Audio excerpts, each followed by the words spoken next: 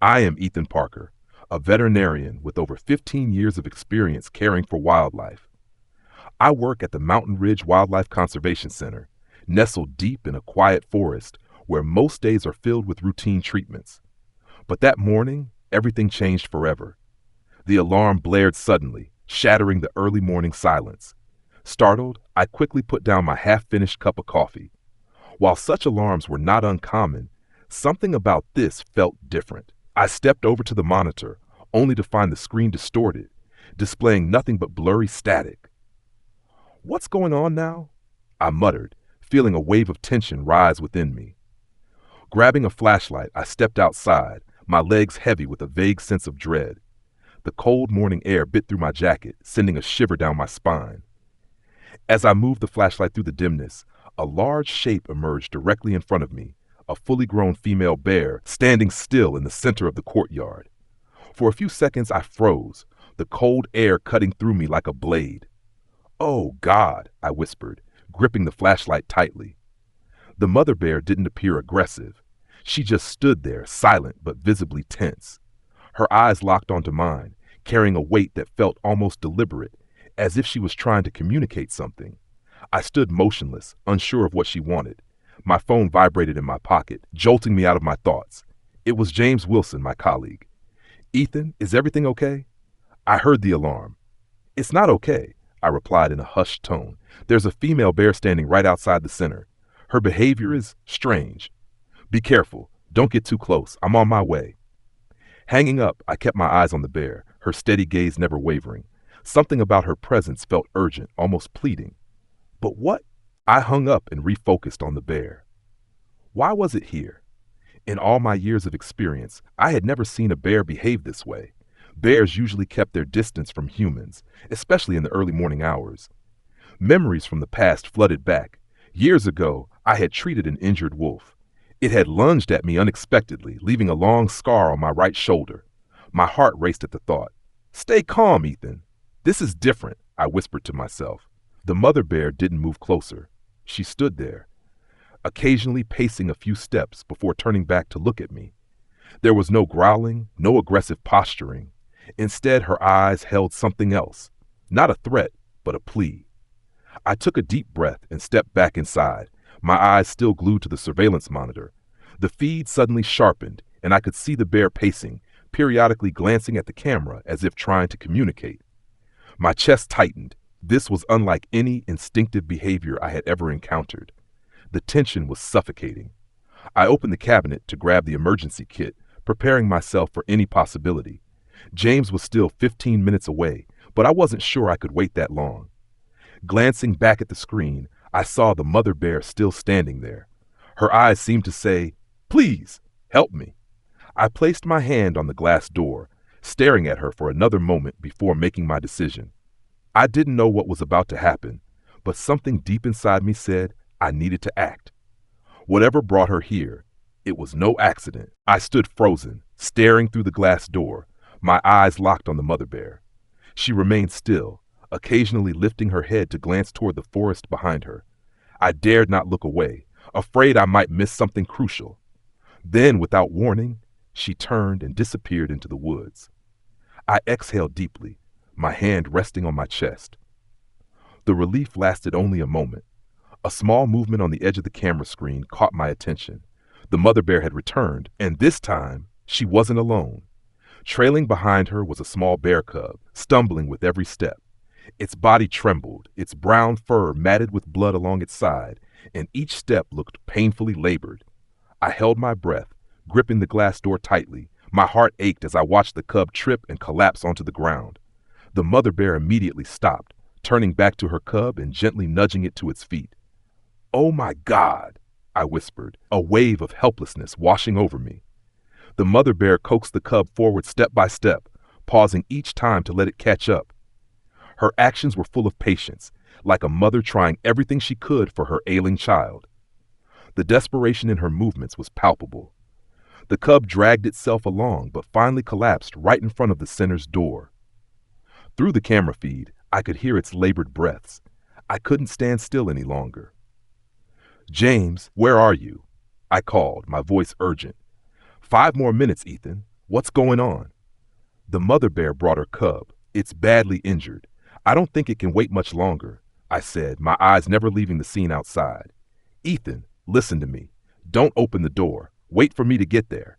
I hesitated, clutching the phone tightly. I knew James was right. We were trained to never approach wild animals without proper precautions. But this time was different. I turned back to the mother bear. She had stepped back, keeping a safe distance, but her eyes never left the cub. She raised her head and looked directly at me through the glass. That look needed no words. She was pleading with me. I can't wait, James. It needs help now, I said, cutting him off and ending the call. I grabbed the first aid kit and opened the door. The cold morning air rushed in, sending a shiver through me. The mother bear didn't move, her eyes fixed on me with sharp vigilance. Moving slowly, I stepped toward the cub. It's okay. I'll help, I whispered, more to myself than to the cub. I knelt a few steps away.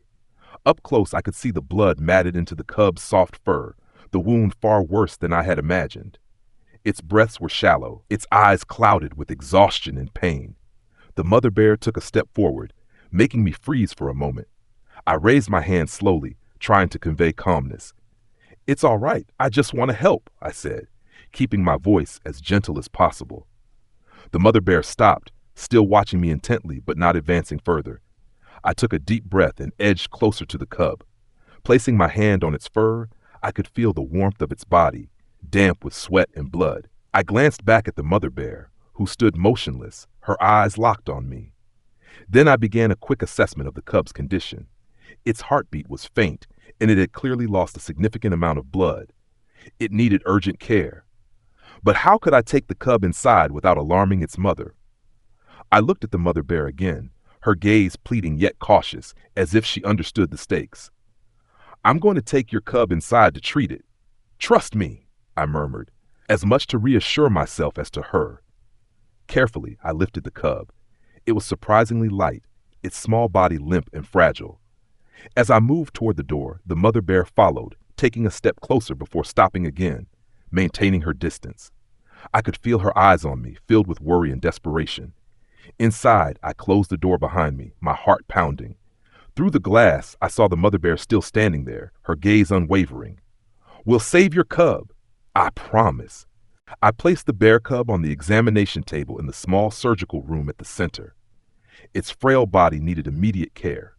With all the necessary tools ready, I began working with intense focus. Outside the glass door, the mother bear stood silently, her watchful eyes never leaving me. I could feel the weight of her gaze, but my priority was saving her cub. James, you're here, I said urgently as James entered the room. This is one of the most unusual situations I've ever seen, he said, glancing at the cub. That mother bear clearly came here out of desperation, and we can't afford to make any mistakes. As I spoke, I carefully examined the deep wound along the cub's side. Dried blood clung to its fur, and signs of infection were visible around the edges of the injury. James stepped closer and handed me a pair of surgical scissors. What do you need me to do? Please prepare additional gauze and disinfectant. This wound isn't just serious, it must be incredibly painful.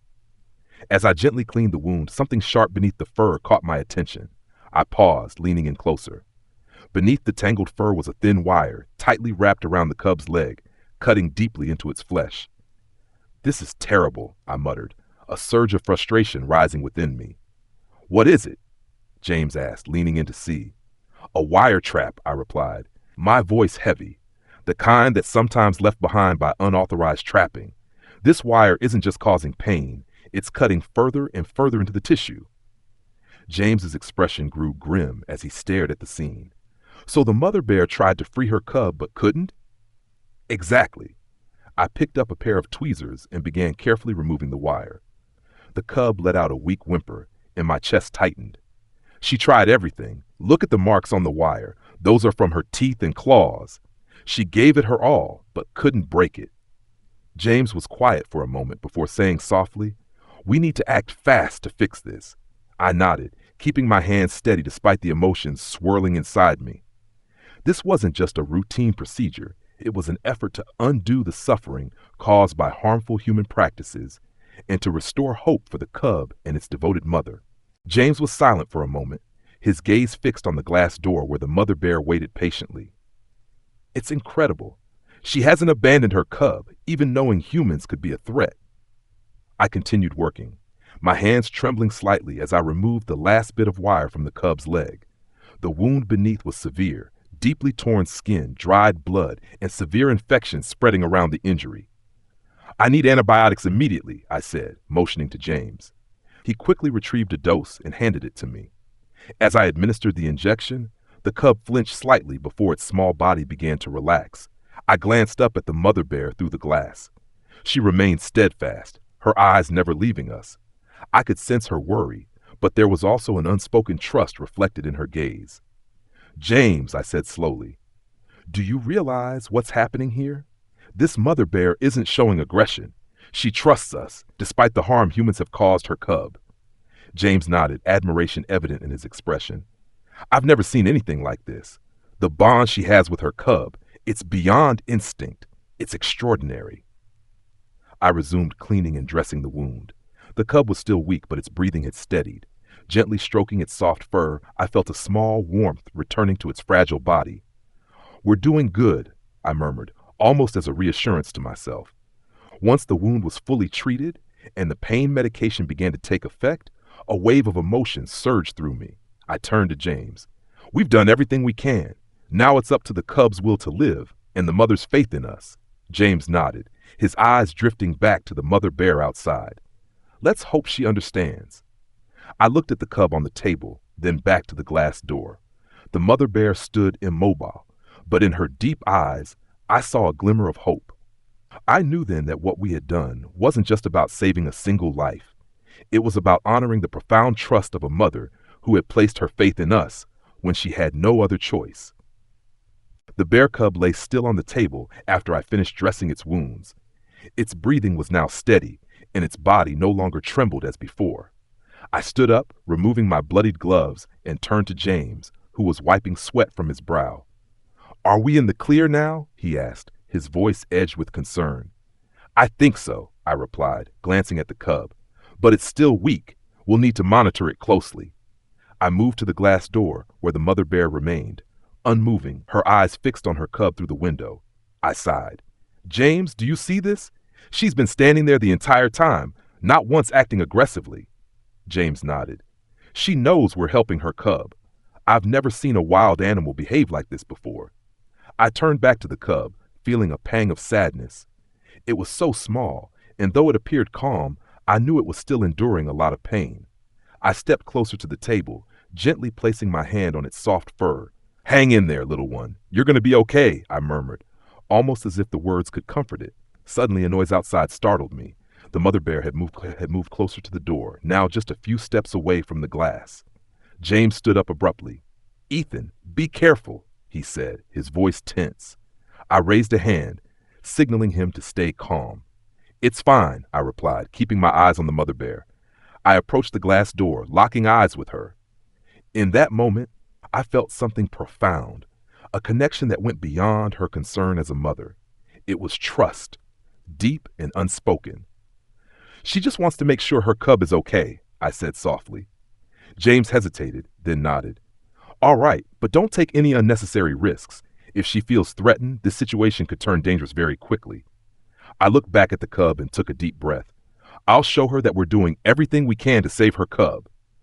I moved the small table closer to the glass door, just enough for the mother bear to get a clearer view of her cub. She tilted her head slightly, her eyes focused intently on my every movement. See that? She's much calmer now that she can see her cub is safe, I whispered to James. We continued to monitor the cub. I picked up a clean cloth, dipped it in warm water, and gently wiped around the wounds to ease its discomfort. The cub stirred slightly, as if sensing the care it was receiving, and its eyes slowly fluttered open. James, look, it's waking up, I said, relief flooding through me. James stepped closer and smiled. That's a good sign. It still has the strength to respond. At that moment, the cub made a small sound, weak but unmistakable. It attempted to lift its head, its eyes turning toward the glass door. The mother bear immediately leaned down closer to the window, her nose almost touching the glass as if trying to see more clearly. I've never seen anything like this, James said, shaking his head in awe. The bond between them is incredible. I nodded. That's the power of a mother's love. She overcame her natural fear of humans to bring her cub here, and now she's trusting us to do the right thing. We continued to care for the cub under the watchful eyes of the mother bear. Every time I adjusted my position or touched the cub, the mother would shift slightly, her gaze following every movement. I placed a hand on James's shoulder. Do you see what's happening here? This isn't just about saving one bear. It's proof that wildlife has the ability to feel, to trust, and to connect in ways far deeper than we often realize. James nodded, his expression filled with emotion. Yes, and we're lucky to witness it. As the morning wore on, sunlight streamed through the glass, illuminating the room. I glanced at the mother bear, then at the cub, now resting peacefully under the warm light. Deep down, I knew this wasn't just another workday. It was a day I would never forget. I stood silently, watching the bear cub resting peacefully on the table. Its breathing was steady and calm, a marked improvement from before. James stepped closer, placing a hand on my shoulder. We've done what needed to be done. Now it's time to return it to its mother, he said, his voice filled with purpose. I nodded, a mix of relief and bittersweet emotion welling up inside me. I turned to the glass door, where the mother bear remained, still and watchful, her eyes never leaving us. Her patience was unlike anything I had ever witnessed in a wild animal. She deserves to be reunited with her cub, I said softly. James and I carefully prepared to bring the cub outside. I double-checked the bandages, ensuring the wounds were properly secured. Before picking up the cub, I leaned down and whispered, "You've been so brave, little one. Now it's time to go back to your mom." When I opened the door, the crisp morning air rushed in, carrying the scent of pine from the forest. The mother bear immediately stepped forward, her eyes full of concern as she focused on the cub in my arms. "Take it slow, Ethan," James reminded me from behind. I moved cautiously, each step measured. The mother bear stood just a few meters away, her intense gaze locked on me. Yet she showed no signs of aggression, only deep concentration and hope. I knelt down and gently placed the cub on the ground. It stirred slightly, its small legs trembling as it tried to stand.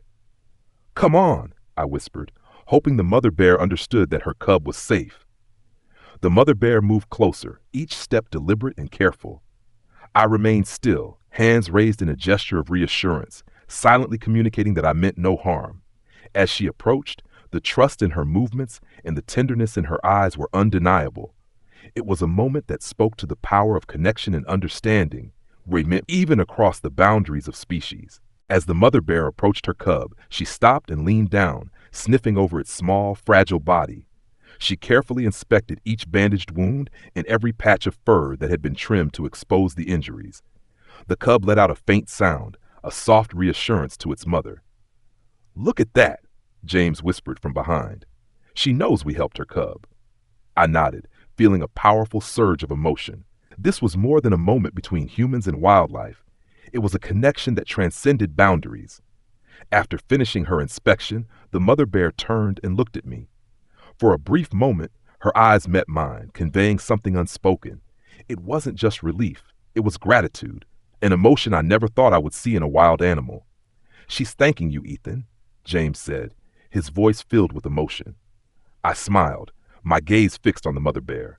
"She's not just thanking me, she's thanking all of us for not letting her down." The mother bear gently bent down, grasping her cub by the scruff of its neck. She lifted it with care and began walking slowly back toward the forest. I watched them go, my heart swelling with emotions that words could not capture. At the edge of the forest, the mother bear paused. She turned back to look at me one last time, her eyes gleaming in the golden morning sunlight. I raised my hand in a silent farewell. She stood there for a few moments before turning and disappearing into the trees with her cub. I stood there for a long time, feeling as though I had just experienced something sacred and extraordinary. James patted me on the shoulder and said softly, "We just witnessed something remarkable, Ethan. A story I don't think I'll ever forget." "You're right," I replied, my voice thick with emotion. This wasn't just about saving a life. It was a lesson in love, trust, and hope, something I think we all need. I turned back toward the center and closed the door behind me. But deep down, I knew the story didn't end here. It would remain forever etched in my heart. I sat at my desk, the center's logbook open in front of me. Everything around me was unusually quiet, but inside, my emotions were still swirling. I stared at my hands, hands that had done everything possible to save the bear cub that morning. James walked in, placing a steaming cup of coffee in front of me. "You okay, Ethan?" he asked, his voice calm and low. I looked up and gave him a tired smile. "I'm okay. I'm just trying to process everything that just happened. You know, I've been part of hundreds of rescues, but this is the first time I felt like this." James pulled up a chair and sat down beside me, holding his own cup of coffee. "You mean the first time you felt such a special connection?" "Exactly," I replied, my gaze fixed on the logbook in front of me. The mother bear did something I thought was impossible. She broke through her fear, through every instinct to protect herself, and trusted us. And you know what? I don't think we let her down. James nodded slightly, his expression distant, as though he was reflecting on something profound. "We didn't just save a bear cub, Ethan. We proved that between humans and nature, there's still room for hope." I flipped open the logbook and began writing down the entire event. Every detail, every emotion, every moment from this morning replayed vividly in my mind. A mother bear crossed every boundary to bring her cub here, trusting us to help. I read aloud from what I had just written, my voice thoughtful. It wasn't just an act of desperation. It was a profound lesson. James sipped his coffee, his eyes thoughtful. A lesson we were lucky to witness. As I continued writing, I felt a quiet sense of purpose settle over me. This story wasn't just one for the logbook. It was a reminder, a call to protect, to nurture, and to remember that the bond between humanity and the wild is fragile but enduring. James smiled softly. "I think that lesson isn't just for us, it's for everyone who hears this story." I paused my writing and looked up at him. "Do you think this story will change the way people view wildlife?" "I hope so," he said. "And even if it doesn't, at the very least, they'll understand that love and sacrifice aren't exclusive to humans. They exist in every species, in every form." We sat in silence for a long moment, the only sound the steady ticking of the wall clock. My heart felt lighter, yet full of emotions too complex to name. The afternoon slipped by, sunlight streaming through the glass, casting shimmering patterns on the floor. I closed the logbook, placing my pen aside. James stood up and patted my shoulder. "Take a break, Ethan. We did a good job today." I nodded, smiling. "Thanks, James, and thank you for being here." He returned the smile and left the room. I remained seated, my gaze drifting toward the window. Outside, the pine trees swayed gently in the breeze. I knew the mother bear and her cub had long since returned to the wild, to the place they belonged. But what they left behind, their story, their emotions, and their lessons, would stay with me forever. I whispered words I hadn't expected to say. "Thank you, Mother Bear, for trusting us." Then I stood, ready to close out a long day, one that was also the most extraordinary of my career, a day I would never forget.